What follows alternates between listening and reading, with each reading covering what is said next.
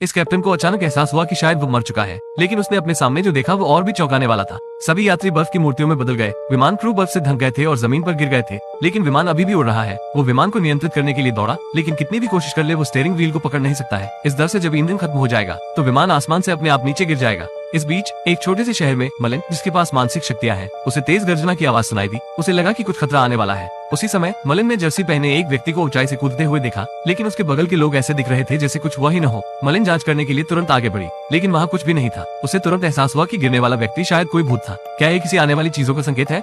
अगले दिन आत्मा को मलिन मिल गई। यह वही विमान का कैप्टन था। मलिन ने उससे पूछा कि वो क्या चाहता है, लेकिन उसने कुछ ऐसा कहा, कैप्टन विमान के साथ रहता है और उसी के साथ मर जाता है। और उसने कहा कि वे सभी सो रहे हैं। मलिन उलझन में थी। उसने उससे पूछा कि वो अब कहाँ है। उसने उत्तर दिया, बेहद करीब। वो बस गायब हो गया। यहाँ पता चला कि कप्तान की अभी अभी मृत्यु हुई थी। उसकी आत्मा अभी भी अस्त व्यस्त स्थिति में भटक रही थी, इसलिए वो मलिन से बात नहीं कर पा रहा था। लेकिन मलिन को पता था कि उसे ढूंढने के लिए उसे मदद की जरूरत होगी। उसने सारी जानकारी जुटाना शुरू कर दी।